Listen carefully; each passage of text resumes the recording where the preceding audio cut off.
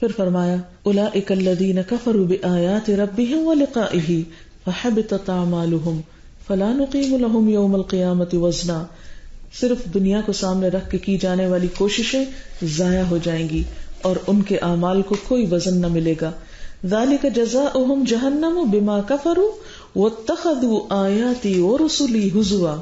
ان کی یہ سزا جہنم اس لیے ہے کہ انہوں نے انکار کیا اور میری آیات اور رسولوں کا مذاق اڑایا. یہ سب سزا کس لیے؟ کہ وہ اللہ تعالیٰ کی آیات یعنی قرآن پاک کے واضح احکامات اور پیغمبروں کی تعلیمات کا مذاق اڑاتے تھے. آج آپ دیکھیں کہ ہم اس بات پہ شکر گزار ہونا تو دور کی بات، خود ہمارے اپنے مسلمانوں کے اندر ہر طرف ایسے لوگ پھیلے ہوئے ہیں جو کھلم کھلا دین کا مذاق اڑاتے ہیں. اگر کوئی دین پر عمل کرے تو اس کا بھی ساتھ اڑانے لگتے ہیں، سنتوں کا مذاق اڑاتے ہیں. نہیں، پیغمبروں کا مذاق اڑانا کیا ہے؟ وہ جو طریقے ان کی زندگی میں تھے یا انہوں نے دوسروں کو سکھائے ان چیزوں کا مذاق اڑانا. فرمایا کہ یہ سزا اس لیے ہے کہ انہوں نے ان ساری چیزوں کو ایک کھیل تماشا بنا لیا تھا. ان الذین آمنوا وعملوا الصالحات، اس کے برعکس وہ لوگ جو ایمان لائے اور جنہوں نے اچھے کام کیے، کانت لہم جنات الفردوس نزلا، ان کے لیے فردوس کے باغات بطور مہمانی کے ہوں گے. اللہ تعالیٰ اپنے آپ کو ان کا میزبان کہتے ہیں کہ میں ان کا میزبان ہوں گا، وہ میرے مہمان ہوں گے اور میں ان کو بطور مہمان اعلیٰ ترین فردوس میں رکھوں گا. آپ دیکھیے کہ مثلاً آپ کسی کے مہمان ہوتے ہیں اور مہمان کا ایک اکرام ہوتا ہے، ایک عزت ہوتی ہے. اس اکرام میں کیا ہے؟ جیسے کہ نبی صلی اللہ علیہ وسلم نے فرمایا جو شخص اللہ اور یوم آخرت پر ایمان رکھتا ہو اسے چاہیے کہ وہ اپنے مہمان کی عزت کرے. اس اکرام میں کیا، عزت دینے میں کیا ہے کہ انسان اس کو اس کے آرام اور راحت اور اس کو یعنی کہ ایک خاص مقام پہ رکھے. اب اس کی تفصیلات کا اس وقت موقع نہیں ہے، لیکن آپ نے دیکھا ہوگا بعض اوقات آپ کسی کے مہمان ہوتے ہیں تو وہ آپ کو اعلیٰ ترین اپنے گھر میں جگہ دیتا ہے، اعلیٰ ترین بستر پہ چلاتا ہے، اپنی یعنی جو بھی اس کے نزدیک سب سے بہترین چیز ہوتی ہے، سب سے بہترین کھانا کھانے کو دیتا ہے، سب سے بہترین عزت احترام دیتا ہے، گفتگو میں، معاملات میں، ہر چیز میں یعنی ایک اکرام دیتا ہے. اسی طرح آپ نے دیکھا ہوگا کہ بعض اوقات آپ کہیں جاتے ہیں کسی شادی میں تو انہوں نے اپنے مہمانوں کو ٹھہرانے کا انتظام کسی 5 اسٹار میں کیا ہوتا ہے، ہوٹل وغیرہ میں. آپ اس میں اس کو اپنے لیے بڑا آنر سمجھتے ہیں کہ جی فلاں شادی پہ ہم گئے تھے، انہوں نے ہمیں فلاں جگہ پہ ٹھہرایا وغیرہ وغیرہ. یہ حالانکہ دنیا کی چیزیں کسی کو آنر اور عزت کی بات نہیں ہے، لیکن بہرحال جس طرح دنیا میں اونچ نیچ کو آپ بہت محسوس کرتے ہیں تو آپ دیکھیے کہ اللہ تعالیٰ کیا فرماتے ہیں کہ یہ میرے بندے عمل صالح کے ساتھ جب میرے پاس آئیں گے میری ملاقات کو، کیونکہ قیامت کا دن اصل میں کیا ہے؟ اللہ کی ملاقات کا دن ہے. تو جن کے اعمال سے اللہ راضی ہوگا اللہ تعالیٰ پھر ان کو خوبصورت ترین فردوس کے باغات میں بطور مہمان ٹھہرائیں گے اور اعلیٰ ترین میزبانی کریں گے ان کی، اور مہمانی ہوگی اور انسان کو اس سے آگے یعنی عام جنت بھی اور پھر اعلیٰ ترین جنت جس کا انسان تصور بھی نہیں کر سکتا. دنیا میں کوئی چیز ویسی ہے ہی نہیں کہ جسے کہا جائے کہ یہ جنت. کبھی ہم بہت گرینری دیکھتے ہیں، بہت خوبصورت باغ دیتے ہیں تو ہم کہتے ہیں جنت کا نظارہ دے رہا ہے، یہ جنت نہیں ہے، یہ تو اس کا عکس بھی نہیں ہے. کیونکہ آپ صلی اللہ علیہ وسلم نے فرمایا کہ جنت تو وہ جگہ ہے کہ جس میں صرف ایک کوڑا رکھنے کی جگہ، اور کوڑا ایک گز بھر جگہ کو کہتے ہیں، کہ اتنی جگہ بھی دنیا اور دنیا کے اندر جو کچھ ہے سب سے زیادہ حسین ہے. جنت وہ چیز ہے کہ جس کے بارے میں کسی آنکھ نے کبھی ویسا کچھ دیکھا ہی نہیں، کسی کان نے کبھی اس طرح کی چیز سنی ہی نہیں، یعنی کوئی ڈسکرائب کر ہی نہیں سکتا، اس لیے کہ یہاں ہے ہی نہیں کوئی چیز اس جیسی، تو ڈسکرائب کہاں سے کریں گے؟ ہاں مثالیں دے دے کے سمجھا سکتے ہیں کہ ہاں ایسا ہوگا اور ویسا ہوگا، لیکن وہ تو دیکھنے پر ہی یعنی وہ تو ایک طرح سے سرپرائز بھی ہے کہ جب انسان واقعی دیکھے گا تو اس کو انجوائے کرے گا. تو وہ مقام اعلیٰ ترین مقام ہے ان لوگوں کے لیے جو اس دنیا کے امتحان میں کامیاب ہوتے ہیں اور دنیا میں رہتے ہوئے دل آخرت میں رکھتے ہیں اور اللہ کے خوف کے ساتھ زندگی بسر کرتے ہیں. ان کی گفتگو، ان کی سوچ، ان کے معاملات، ان کی ہر ایک چیز میں آخرت رچی اور بسی بھی ہوتی ہے. وہ دنیا کے لیے نہیں جیتے، انہیں پتا ہے یہ بہت جلدی چھوڑ کے جانی ہے. وہ دھوکے کا سامان اور دھوکے کی تجارت نہیں کرتے. عقل مند تو وہ ہیں جو کامیاب تجارت کرتے ہیں جس کا نفع انہیں ہمیشہ ہمیشہ کے لیے ملے، اور وہ جنت کا سودا ہے. پھر فرمایا خالدین فیہا، جس میں وہ ہمیشہ رہیں گے. لا یبغون عنہا حولا، وہاں سے وہ ہلنا بھی نہ چاہیں گے، ٹلنا بھی نہ چاہیں گے، کہیں اور نہیں جانا چاہیں گے. آپ دیکھیں لوگ امریکہ آ کے کہیں اور نہیں جانا چاہتے، کئی لوگوں سے بات ہوتی ہے جاب چلی گئی، بھائی فلاں ملک میں جاب ہے وہاں چلے جاؤ، نہیں ایک دفعہ امریکہ میں رہنے کے بعد کہیں اور نہیں رہا جاتا. لیکن جنت کا مذاق اڑاتے ہیں، کہتے بور نہیں ہو جائیں گے رہ رہ کے؟ اس حقیر دنیا میں رہ کے تو بور نہیں ہوئے، جنت میں رہ کے کون بور ہوگا؟ تو اللہ تعالیٰ فرماتے ہیں لا یبغون عنہا حولا، وہاں پر کوئی جانے کے بعد وہاں سے نکلنا نہ چاہے گا. اور خوشخبری ان کو کیا سنائی جائے گی؟ ہمیشہ رہو، نہ موت ہے اس کے بعد، نہ بیماری ہے، نہ بڑھاپا ہے، نہ تھکاوٹ ہے. یہ انہیں خوشخبری اہل جنت کو سنائی جائے گی. تمہیں اب اس کے بعد مرنا ہی نہیں، اس کے بعد بڑھاپا بھی نہیں آنا، ہمیشہ جوان رہو گے. اس کے بعد کبھی تم بیمار بھی نہیں ہوگے، تمہیں کسی قسم کی کوئی تھکاوٹ بھی نہیں ہوگی. یہ 4-5 چیزیں ایسی ہیں جو دنیا کے سارے حسن کو ختم کر کے رکھ دیتی. جتنا بڑا گھر بنا لو گے اتنی بڑی مینٹیننس مصیبت، اس کے ساتھ ہی تھکاوٹ شروع ہو جائے گی، اس کے ساتھ ہی اس کے مسائل اور بڑے گھر بڑے مسائل. دیکھنے میں وہ دل خوش ہو رہا ہے کہ ہاں بڑا گھر ہے، لیکن ان سے پوچھیں جو اس کو مینٹین کرتے ہیں. پھر اسی طرح انسان جتنا بھی فٹ رہے، جتنا بھی اپنی کیئر کرے، بہرحال بیماری اور بڑھاپا اس کے انتظار میں رہتے ہیں. ایک دن تو میرے شکار میں آؤ گے، کتنے دن آخر مستی کرو گے، کتنے دن ہی عیش و عشرت کر سکتے ہو. بہرحال تو واپس اسی طرح پلٹنا ہے اور اس دنیا سے رخصت ہونا ہے. ہاں وہی عقل مند ہے جو اس جنت کا سودا کرے کہ جس میں انسان کو ان ساری مرضوں اور ساری بلاؤں سے ہمیشہ کے لیے چھٹکارا ہو جائے گا. پھر فرمایا قل لو كان البحر مدادا لكلمات ربي لنفد البحر قبل ان تنفد كلمات ربي ولو جئنا بمثله مددا. اللہ کی باتیں تو اتنی ہیں جو کبھی ختم نہیں ہو سکتی. کیسے؟ آپ ان سے کہیے کہ اگر سارے سمندر سیاہی بن جائیں میرے رب کی باتیں لکھنے کے لیے تو سمندر ختم ہو جائیں، سوکھ جائیں، اس سے پہلے کہ رب کی باتیں ختم ہوں. خواہ ہم اتنی ہی روشنائی یا انک اور بھی لے آئیں. اس لیے اللہ کا کلام اور اللہ کی باتیں اور اللہ کا ذکر اور اللہ کی تعریف اور اس کی حمد و ثنا اس کا حق ادا ہی نہیں ہو سکتا. کوئی شخص اگر ساری زندگی بھی سجدے میں پڑا رہے تو یہ نہیں کہہ سکتا میں نے اللہ کا حق دے دیا. کہاں یہ کہ ہم کچھ نہ کر کے بھی سمجھتے ہیں اچھا اور کیا کرنا ہے، نماز تو پڑھتے ہیں اور کیا کروانا ہے، مزید کیوں درس سنواتے ہو، مزید کیوں کہتے ہو قرآن پڑھو. کافی نہیں ہے؟ نماز بھی پڑھتے ہیں، صدقہ خیرات بھی کرتے ہیں، سچ بولتے ہیں، ہم بہت آنےسٹ ہیں، محنت کرتے ہیں، حلال کا کماتے ہیں، اور کیا کرنا ہے؟ نہیں. ساری زندگی میں سجدے میں پڑے رہو تو اللہ کا حق ادا نہیں ہوتا. یہ کیوں کہتے کہ اور کیا کرنا ہے؟ جو واقعی کچھ کرتا ہے وہ کبھی اپنے کام کو بڑا نہیں سمجھتا، وہ ہمیشہ سوچتا ہے یا اللہ میں نے کچھ بھی نہیں کیا. اور دل سے سوچتا ہے نہیں کہ وہ آرٹیفیشلی اوپر سے چند باتیں کر کے وہ ٹرکھانے کی کوشش کرتا، نہیں، وہ سوچتا ہے واقعی میں نے کچھ نہیں کیا. اور اللہ تعالیٰ کو ہمارے سجدوں کا فائدہ کچھ نہیں. یہ تو دراصل ہم سے دیکھ رہا ہے کہ ہم یہ سب کچھ پا کر اس کی طرف کتنا پلٹتے ہیں. اور آخری آیت میں فرمایا قل انما انا بشر مثلکم، اب کہہ دیجئے کہ میں تمہاری طرح کا ایک انسان ہوں. بہت سے لوگ رسول اللہ صلی اللہ علیہ وسلم کو انسان ماننے کو تیار نہیں ہوتے، اس پہ بحثیں کرتے ہیں، لڑائیاں جھگڑے فساد کرتے ہیں اور عجیب و غریب قسم کی باتیں کرتے ہیں. بات یہ ہے کہ قرآن پاک میں واضح طور پر یہ بتا دیا گیا ہے کہ اللہ کے رسول صلی اللہ علیہ وسلم اللہ کے برابر نہیں ہے. اللہ تعالیٰ صرف ایک ہے، کیونکہ خالق وہ ہے، سب کچھ بنایا اس نے. جب ہم کہتے ہیں نبی صلی اللہ علیہ وسلم پیدا ہوئے، کہتے ہیں نا، تو جو پیدا ہوتا ہے وہ مخلوق ہوتا ہے، وہ خالق نہیں ہوتا. اور جو مخلوق ہوتا ہے اس کی عبادت نہیں ہو سکتی، اس کو اللہ کے برابر نہیں قرار دیا جا سکتا.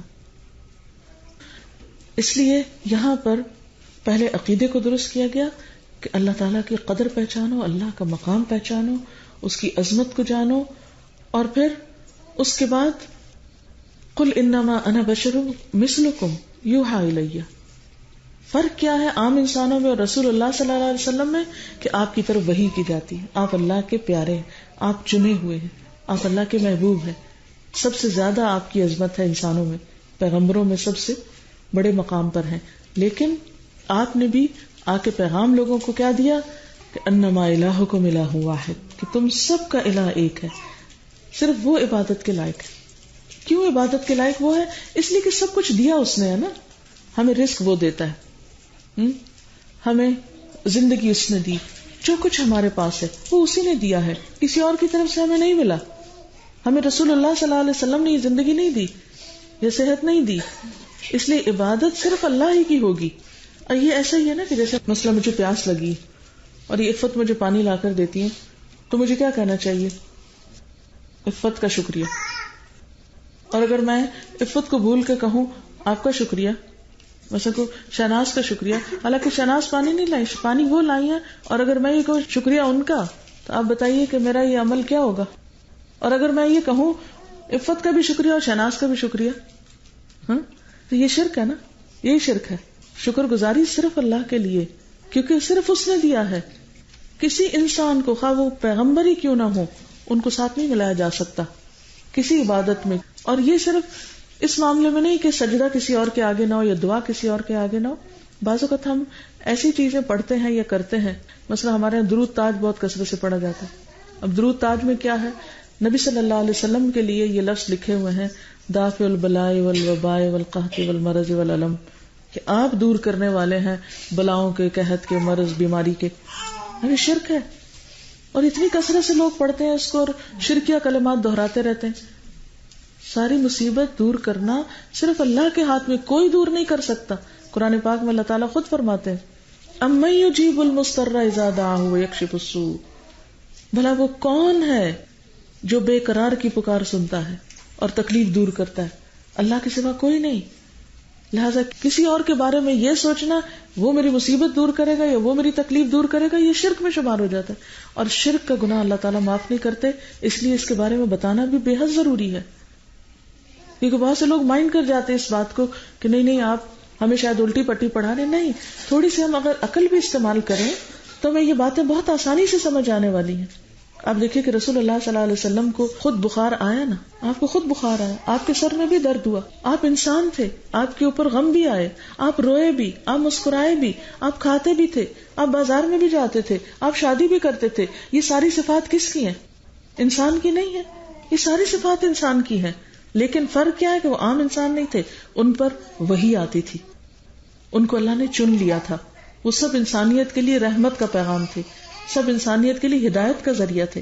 ان کو ان کا مقام دینا، ان کی عزت اور احترام کرنا ضروری ہے. ان سے محبت کرنا ہمارے ایمان کا حصہ ہے، لیکن ان کو خدا کا درجہ دینا یا یہ سمجھنا کہ وہ بلائیں اور مصیبتیں دور کریں گے، یہ شرک ہے.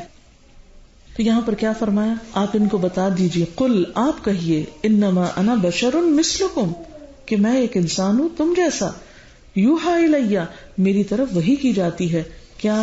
انما الہکم الہ واحد، کہ تمہارا معبود بس ایک ہی ہے، عبادت صرف ایک کی ہوگی. فمن کان یرجو لقاء ربہ، تو جو شخص بھی اپنے رب سے ملاقات کی امید رکھتا ہے، فلیعمل عملا صالحا، اسے چاہیے کہ اچھے کام کیا کرے، نیک کام کرے. یعنی جس کے دل میں یہ یقین ہے کہ اسے اپنے رب کے سامنے جا کے کھڑے ہونا ہے، پھر اس کے لیے لازم ہے کہ اچھے کام کرنا شروع کرے، اچھائی کی طرف دوڑے، عمل صالح کو اختیار کرے. اور کیا نہ کرے؟ وَلَا يُشْرِكْ بِعِبَادَةِ رَبِّهِ أَحَدًا، اپنے رب کی عبادت میں کسی ایک کو بھی شریک نہ کرے، کوئی شریک نہ ہو.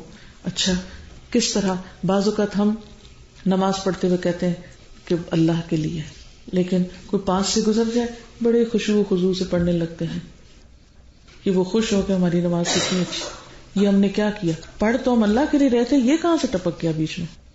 اس کے بارے میں کیوں سوچ رہے ہیں؟ صدقہ خیرات اللہ کے لیے کر رہے ہیں، بیچ میں کیا سوچنے لگتے ہیں؟ لوگ کہیں واہ واہ بہت دینے والا ہے، شہرت ہو جائے، نام ہو جائے، لوگوں کو بس پتہ چل جائے کہ ہم بہت نیک ہیں.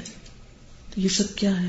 یہ بھی شرکی کی ایک قسم ہے. ریاکاری اور دکھاوا شرک کی قسم ہے.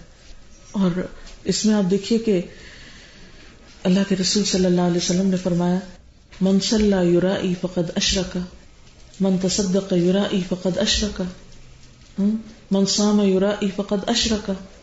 جس نے دکھاوے کی نماز پڑھی شرک کیا، اس نے دکھاوے کا روزہ رکھا شرک کیا، دکھاوے کا صدقہ کیا شرک کیا. جو بھی عبادت ہو بس صرف اللہ کے لیے ہو، اس کی خاطر، پھر کسی اشتہار کی ضرورت نہیں رہتی کہ فلاں نے اتنا دیا اور فلاں نے اتنا دیا اور فلاں اتنا نمازی اور فلاں اتنا روزے دار ہے. نہیں، اس کی پھر ضرورت نہیں رہتی. ہماری چھوٹی نیکی ہو یا بڑی، ہمارے دل میں کیا ہونا چاہیے کہ اس سے میرا رب راضی ہو جائے. کبھی خیال آنے لگے اپنی کسی نیکی کا تو ہمیشہ سوچے میں تو ساری زندگی میں سجدے میں ہوں تو میں حق ادا نہیں کر سکتی، میں یہ ٹوٹے پھوٹے کام کے بعد کیسے سمجھنے لگی ہوں کہ میں بہت بڑی چیز بن گئی. ہر لمحہ انسان اپنا محاسبہ کرتا رہے، چھوٹی سے چھوٹی چیز پر اور بڑے سے بڑی غلطی پر. تو اپنا محاسبہ تب ہوتا ہے جب دل روشن ہو، جب دل صاف ہو، جب دل اللہ کے لیے خالص ہو، جب اس میں میل کچیل ہو، جب اس کے اندر اندھیرا ہو تو اپنا حساب کتاب بھی نہیں ہو سکتا، اپنی غلطی بھی نظر نہیں آتی. ہم حساس ہیں دنیا کے معاملات میں، ہم حساس ہیں اپنی ذات کے معاملے میں، لیکن ہم حساس نہیں ہیں اپنی آخرت کے معاملے میں. حالانکہ سب سے بڑھ کر فکر ہمیں ہونی چاہیے تھی اپنی کل کے لیے. اللہ سبحانہ وتعالیٰ فرماتے وَلْتَنْظُرْ نَفْسٌ مَا قَدَّمَتْ لِغَدٍ، ہر شخص کو یہ دیکھنا چاہیے اس نے کل کے لیے کیا کر کے رکھا ہوا، کل کے لیے کتنی تیاری ہے. لہذا اس کل کی فکر ہم سب کے لیے بے حد ضروری ہے اور ہمارے اپنے ہی فائدے میں ہے. اور عمل صالح کی دو بنیادیں یاد رکھیے، ایک تو یہ کہ کام سنت کے مطابق ہو، مثلاً عبادات جو ہیں مسنون طریقے پر ہو، اور دوسرے یہ نیت اللہ کے لیے خالص ہو، کوئی اور شریک نہ ہو. ہم الحمدللہ بتوں کو تو شریک نہیں کرتے، ہم کسی بت کے آگے سجدہ نہیں کرتے، کسی بت کے نام پہ نذرانہ نہیں دیتے، صدقہ خیرات بتوں کے نام پہ نہیں دیتے. جیسے آپ نے اگر کبھی مندر جانے کے اتفاق ہو، میں نے ایک دو دفعہ جا کے دیکھا تو اس میں عموماً کیا ہوتا ہے کہ جہاں وہ مورتیاں پڑی ہوتی ہیں ان کے آگے ٹوکریاں رکھی ہیں، اس میں لا کے پھل ڈال رہے ہیں، کہیں پیسے ڈال رہے ہیں، کہیں سب کچھ انہی کے نام پہ چڑھائے جا رہے ہیں.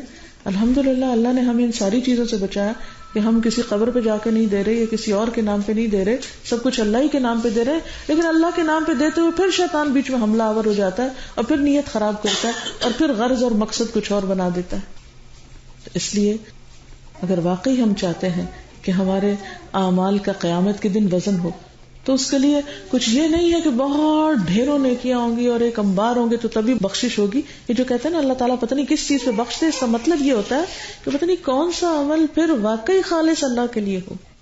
اور اگر ہم اپنے اعمال کا جائزہ لیں تو ذرا دیکھیں کتنے کام ہیں جو اللہ کے لیے خالص کیا ہم نے.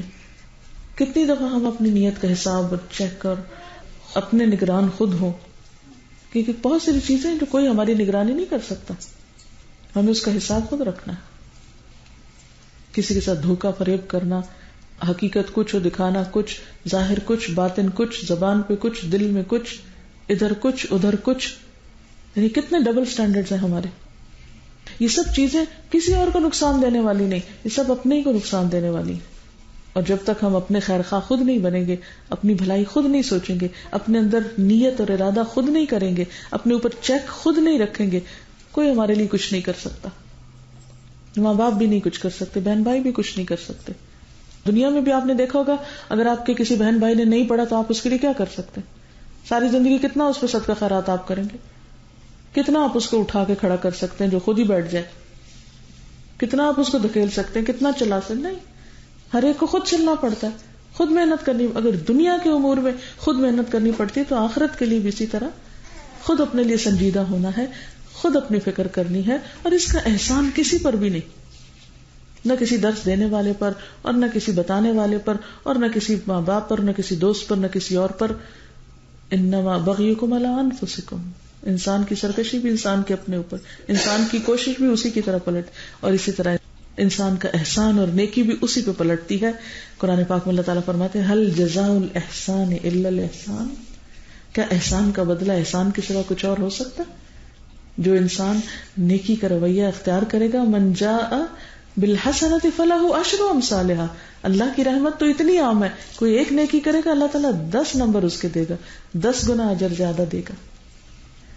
دنیا میں آپ کو کوئی اس طرح کا فائدہ نہیں دے سکتا جس طرح اللہ تعالیٰ کے ہاں یہ ریوارڈ ملتا ہے. اور پھر صرف 10 نہیں، وہ تو جو جتنے خلوص اور جتنے خوبصورت طریقے سے کوئی اچھا کام کرتا ہے اتنے ہی گنا اس کی نیکی بڑھتی چلی جاتی ہے. تو اللہ تعالیٰ سے دعا ہے کہ اللہ تعالیٰ ہماری نیتوں کو خالص کر دے، ہمارے طریقوں کو درست کر دے، ہماری سوچوں کو درست کر دے، اور ہمیں بہترین عمل کی توفیق عطا فرمائے جو واقعی ہمیں اس قابل بنائے کہ ہم قیامت کے دن اپنے رب کے سامنے جا کر شرمندہ اور رسوا نہ ہوں.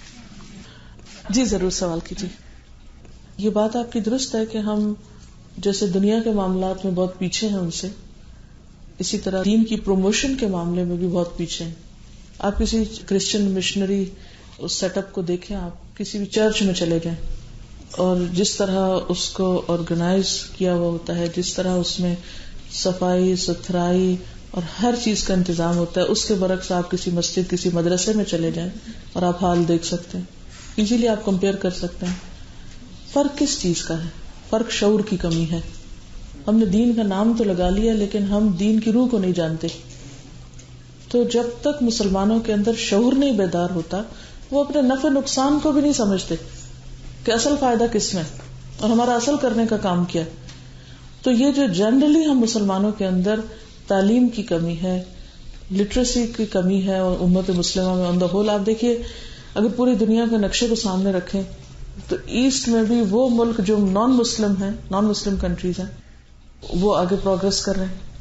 آپ اس میں کوریا کو دیکھیں، جاپان کو دیکھیں، چائنا کو دیکھیں، ہانگ کانگ کو دیکھیں، آگے آسٹریلیا کی طرف چلے جائیں، سب پروگرس کر رہے ہیں. آپ آ جائیں مسلمان ملکوں کی طرف، انڈونیشیا کو دیکھیں، ٹو سم ایکسٹینٹ ملائیشیا کے حال بہتر ہے لیکن اس میں 50% نان مسلم رہتے ہیں. پھر اس کے بعد آپ دیکھیے آگے آ جائیے تو بنگلہ دیش دیکھ لیں، پاکستان دیکھ لیں. پھر اس میں اگر کچھ بہتر حال ہے تو سنگاپور کا ہے. آپ لوگ کو آپ سارا آبزرو کرتے چلے جائیں.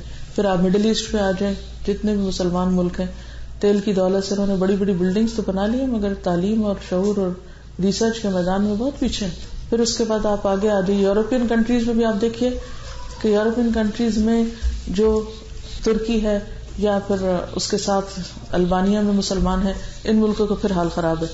پھر اس کے بعد آپ آگے آ جائیے تو یورپ کراس کر کے اس طرف کو آ جائیے.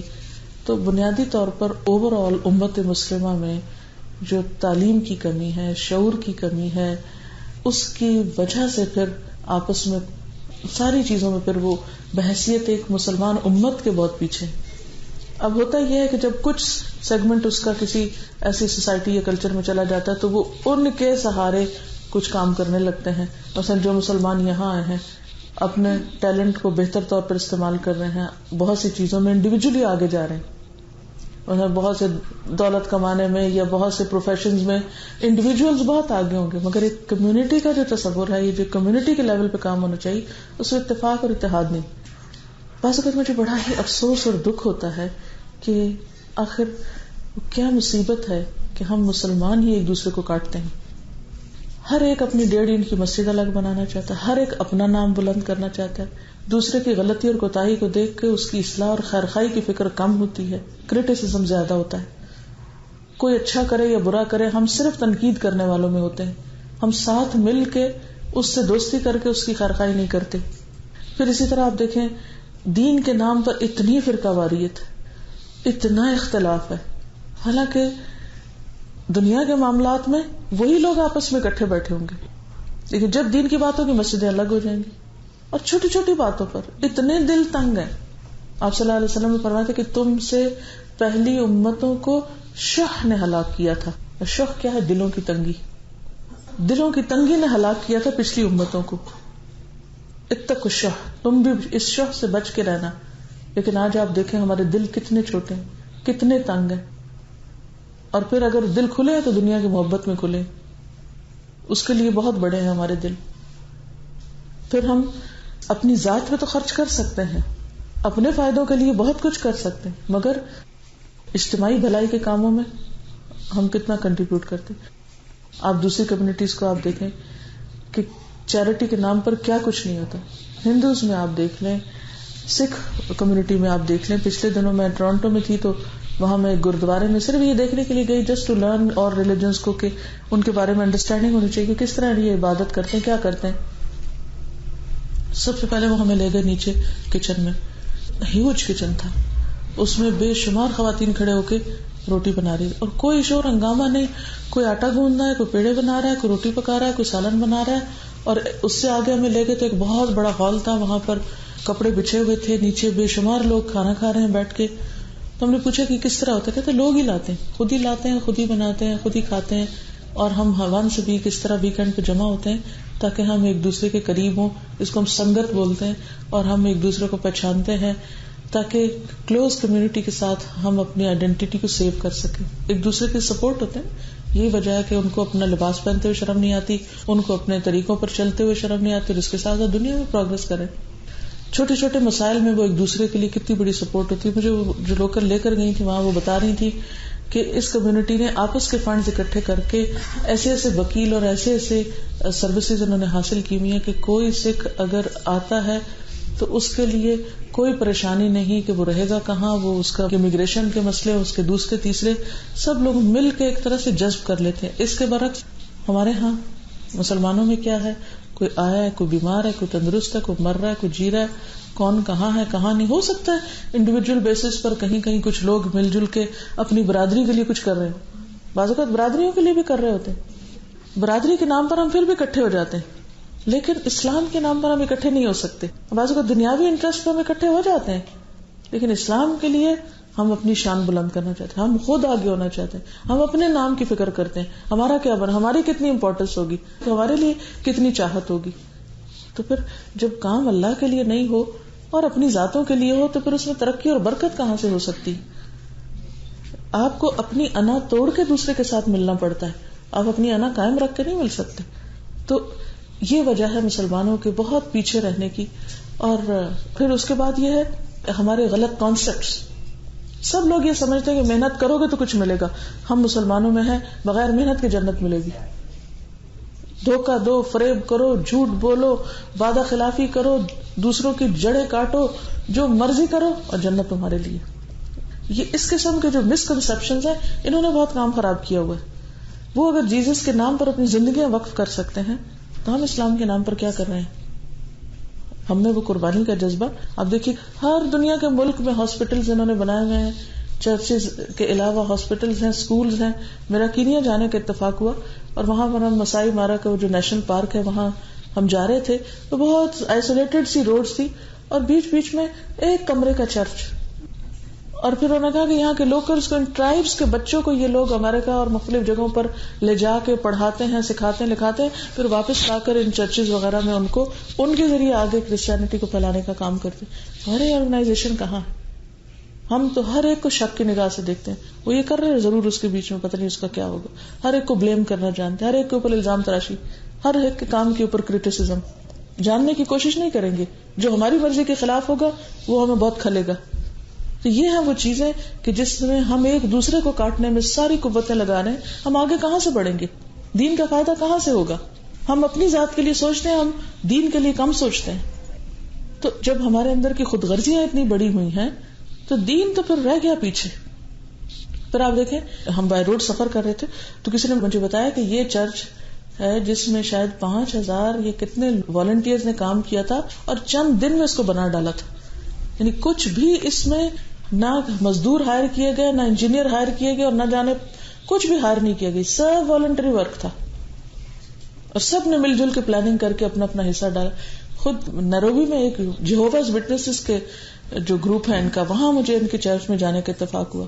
وہاں پر مجھے یہی بتایا گیا کہ بڑی فخر سے وہ لوگ بتاتے اس چرچ میں کسی بھی چیز کی قیمت نہیں ادا کی گئی, سب والنٹریلی لوگ لے کر آئے. اس میں ایکسپرٹیز والنٹریلی دی گئی ہے. ہمارے یہاں کیا ہے, یہ مسجد ہے جناب 5 سال سے بن رہی ہے, فنڈز نہیں ہے اس لیے ابھی تک پوری نہیں ہوئی. ایک نہیں کئی مسجدوں کا یہ حال ہے. اور پھر بن بھی جائیں تو حاضر کوئی نہیں ہوتا, بناتے بھی پتہ نہیں کس لیے, جب جانے نہیں تو پھر بنانا کس لیے. ویسے ہیوسٹن میں مجھے بتایا گیا کہ تقریباً 2 لاکھ کے قریب مسلمانوں کی آبادی, میں نہیں جانتی یہ صحیح فگر ہے یا نہیں, اور مسجدوں میں آپ دیکھیں کتنے لوگ حاضر ہوتے ہیں, کتنی خواتین جاتی ہیں, کتنے بچے جاتے ہیں, کتنے لوگ جاتے ہیں. اگر ہمارا مسجد تک سے تعلق نہیں تو مسلمان کس چیز کے ہیں؟ اور مسجد وہ جگہ ہے جہاں جا کر مسلمانوں کو اکٹھے ہونا ہے, وہ اکٹھا کرنے کی جگہ ہے. جمعے کی نماز تک ہم پڑھنے کے لیے فتوے لیتے رہتے ہیں, ہماری جاب چلی جائے گی اگر ہم نے جمعہ کے لیے کہا, یا اور اس طرح کی بہت سی چیزیں. تو ہر چیز کا تو ہم نے ایک آلٹرنیٹ تلاش کیا ہوا ہے, ایک جواز, ایک تعویل کی ہوئی ہے ہر کام کے لیے. اور خود دنیا کی محبت میں بری طرح گرفتار ہیں, اس کے لیے سب قربانیاں کریں گے, بچے بھی چھوڑ سکتے, سب کچھ کر سکتے ہیں, لیکن دین کے لیے قربانی کرنا ہمارے نزدیک بے وقوفی ہے. اس کے لیے وقت لگانا, اس کے لیے مال لگانا, اس کے لیے کچھ بھی کرنا, یہی وجہ کہ ہم بہت پیچھے ہیں دوسری کمیونٹی سے. نہ آرگنائزڈ ہے, نہ دنیا کا صحیح علم ہے اور نہ دین کا. آج آپ دیکھیں کہ ہمارے میں سے بہت سے لوگوں کے پاس یہاں اتنا ہوگا کہ وہ پاکستان کے ایک ایک گاؤں میں اگر ایک ایک اسکول بھی بنوا دے تو بہت سے بچے پڑھ جائیں, یا بہت سے بچوں کے لیے بہت کچھ ہو سکتا ہے. لیکن کوئی کسی کے لیے سوچتا ہی نہیں, اپنی کمیونٹی کے لیے کوئی اس کے بارے میں غم ہی نہیں, کسی کو دکھ ہی نہیں, کیونکہ ہم اپنے گھر میں خوش ہیں, ہمیں کسی کی کیا فکر کہ کہاں کیا ہو رہا ہے. تو جب تک ہمارے سامنے آخرت نہیں ہوگی، نہ ہم اپنی ذات کے خول سے نکلیں گے، نہ ہم اتحاد کر سکیں گے، نہ ہی ہم بڑے فائدوں کو دیکھ سکیں گے. ہم چھوٹی چھوٹی چیزوں کو دیکھتے رہیں گے، مفادات میں جئیں گے، نتیجہ یہی ہوگا جو ہو رہا ہے. There is so much anti-American sentiment amongst Muslims, but so many Muslims are Americans. How do we deal with being American Muslim? دیکھیے کہ میں تو آپ کو یہی کہوں گی کہ زمین ساری اللہ کی ہے، اور جس زمین میں آپ کا رزق لکھا ہے اس کی وفاداری کرنا بھی آپ کے اوپر لازم ہے. یہ آپ کے ایمان کا حصہ ہے. یا تو آپ یہاں کی نیشنلٹی نہ لیں، اور اگر آپ نے لی ہے تو پھر یہاں کی وفاداری آپ کو کرنی ہوگی. جب آپ سارے بینیفٹس لے رہے ہیں، جب آپ سارے فائدے اٹھا رہے ہیں، تو پلٹ کے ہیٹریٹ کس لیے؟ کیا یہ بھی منافقت نہیں ہے؟ ہمارا دین تو ہمیں یہ نہیں سکھاتا کہ جس سے ہم فائدہ اٹھائیں پلٹ کے اسی کو گالیاں دیں. یہ بھی ایک مسلمانوں کی ایک غلط قسم کی سیاست ہے. میں نہیں کہتی کہ ہاں امریکہ کی ساری پالیسیز درست ہیں یا سب کچھ ٹھیک ہو رہا ہے. وہ اختلاف ہو سکتا ہے آپ کو کسی بھی چیز سے، اس کا ایک طریقہ ہوتا ہے. اس کا یہ مطلب نہیں کہ کسی کے خیر کو بھی آپ بھول جائیں. یہاں تو یہاں رہنا نہیں چاہیے، اور اگر رہ رہے ہیں تو پھر جو یہاں کا قانون ہے اس کا احترام ضروری ہے. اور پھر جس چیز پر آپ نے اوت دی ہے یا وعدہ کیا ہے تو پھر اس وعدے کو نبھانا ہوگا. قرآن میں کیا بتایا گیا کہ کسی نان مسلم کے ساتھ بھی کوئی معاہدہ کرو تو اس کو آپ توڑ نہیں سکتے. سورۃ انفال کو آپ پڑھ لیجیے کہ اگر آپ کو توڑنا ہے تو آپ کو بتا کے توڑنا ہے. آپ چوری چھپے نہیں غلط کام کر سکتے. آپ ان کے قانون کو اور یہ سوچ کے کہ ہم اپنے دین کی خدمت کریں، یہ غلط طریقہ ہے. اسلام اس کو بالکل ریکمینڈ نہیں کرتا. اور اگر آپ کو پسند نہیں ہے، آپ کو اختلاف ہے، آپ سمجھتے ہیں کہ یہاں بہت ظلم ہو رہا ہے یا دنیا میں ہو رہا ہے وٹ ایور، تو پھر آپ وہاں چلے جائیں جہاں ظلم نہیں ہو رہا، جہاں آپ سمجھتے ہیں کہ وہاں کی سب حکومتیں بہت انصاف کر رہی ہیں اور بہت ایماندار ہیں اور بہت اچھے لوگ ہیں، وہاں چلے جائیے. تو یہ جو ڈبل سٹینڈرڈز ہیں ہمارے، یہ درست نہیں ہے، یہ غلط ہے. جب ہم اپنے دین کے لیے خود نہیں سوچتے تو ہمیں امریکہ سے اور کسی اور سے کیا گلا و شکوہ. جب ہم نے اپنے بھائیوں کا خود خیال نہیں رکھتے، جب ہم خود ایک دوسرے کو مارنے کے لیے کافی ہیں، ایک دوسرے کی جانیں لینے اور قتل و غارت کرنے، تو ہمیں کسی اور سے کیا شکوہ ہے. اللہ تعالیٰ کسی قوم کی حالت نہیں بدلتا جب تک کہ وہ اپنا حال خود نہیں بدلے. ہم ہر وقت کانسپریسیز بتاتے رہتے ہیں. آپ کے اتنے بیوقوف ہیں کہ دوسرے کی کانسپریسیز کا شکار ہوتے ہیں. کانسپریسیز کا شکار وہ ہوتے ہیں جو خود نااہل ہوتے ہیں. جو خود ہوشیار ہوتا ہے وہ سمجھتا ہے کہ کہاں ہو رہی ہے اور وہ اس کا مقابلہ بھی جانتا ہے. مقابلہ کرنا خود نہیں جانتے، طریقہ ہمیں خود نہیں معلوم، اپنا فائدہ خود نہیں معلوم، کیا کرنا چاہیے کیا نہیں. بس صرف ایک منفی قسم کی سیاست کھیل کھیل کے لیڈرز نے لوگوں کے دماغوں کو ایک نیگیٹیوٹی کی طرف ابھار دیا. ٹھیک ہے، آپ دیکھیے ہمارا کیا فرض بنتا ہے، ہر ایک کی خیر خواہی ہمارے اوپر لازم ہے. صرف مسلمانوں کی نہیں، نان مسلمز کی بھی خیر خواہی. اور خیر خواہی کبھی دھوکے بازی سے نہیں ہوتی، کسی قانون کو توڑ کے خیر خواہی نہیں ہوتی. جب تک آپ کے دل میں خیر خواہی نہیں، آپ کی زبان بھی جھوٹ بول رہی ہے. تو سب سے پہلے تو ہمیں اپنے ظاہر اور باطن کا فرق مٹانا چاہیے. اور جو غلط بات ہو، چاہے وہ اپنا بیٹا یا اپنا بچہ کر رہا ہو، اس کو بھی غلط بتانا چاہیے. صرف ایک اس طرح کی سوچنا کہ چونکہ یہ میرا رشتہ دار ہے، یہ غلط بھی کرے گا تو میں اس کو صحیح کہوں گا، یہ اسلام کا طریقہ نہیں، یہ دور جاہلیت کا طریقہ ہے. دور جاہلیت میں لوگ یہی کہا کرتے تھے اور یہی کیا کرتے تھے. تو اس لیے ہمیں اپنے اندر کے جو تضادات ہیں سب سے پہلے ان کو ختم کرنا ہے. قرآن پاک میں اللہ تعالیٰ نے بعض جگہ اپنی طرف سے بات کرتے ہوئے سنگولر کا صیغہ استعمال کیا اور بعض جگہ پلورل کا. یہ کس لیے؟ یہ کلام ہے نا، قرآن پاک کتاب نہیں ہے. کتاب جو ہوتی ہے نا اس میں کنسسٹنسی ہوتی ہے کہ ایک بات ایک طرح سے کہی گئی اور پھر اس کے مطابق سوچا. لیکن کلام جو ہوتا ہے کبھی آپ اپنے بارے میں کہتے ہیں میں اور کبھی کہتے ہیں ہم. تو یہ انداز خطاب ہے اور خطاب میں یہ چیزیں پائی جاتی ہیں.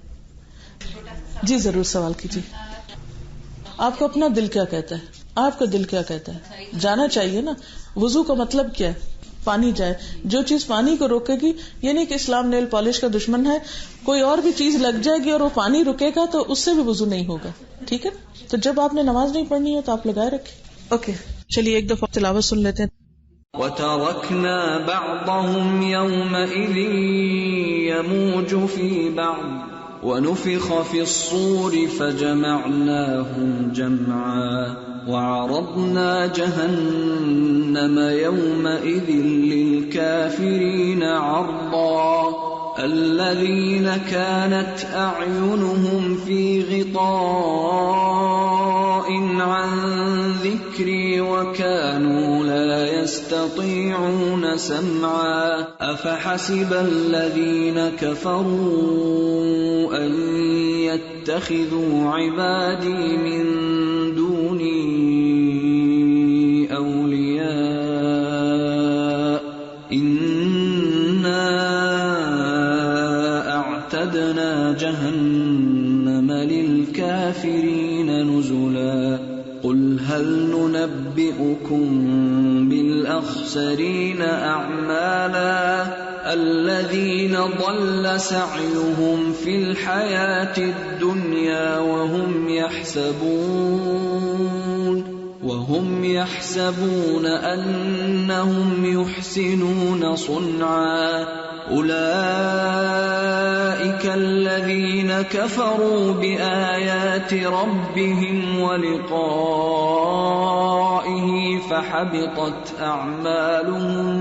فحبطت أعمالهم فلا نقيم لهم يوم القيامة وزنا ذلك جزاؤهم جهنم بما كفروا واتخذوا آياتي ورسلي هزوا إن الذين آمنوا وعملوا الصالحات كانت لهم جنات الفردوس نزلا خالدين فيها لا يبغون عنها حولا قل لو كان البحر مدادا لكلمات ربي لنفد البحر قبل أن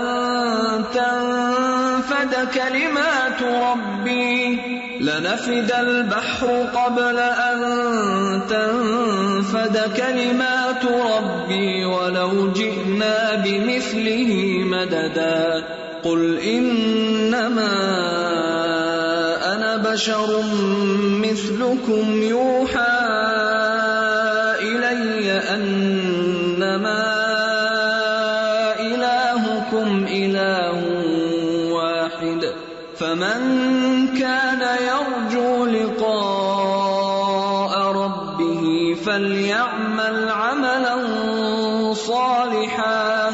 فليعمل عملا صالحا ولا يشرك بعبادة ربه أحدا سبحانك اللهم وبحمدك نشهد أن لا إله إلا أنت نستغفرك ونتوب إليك والسلام عليكم ورحمة الله وبركاته.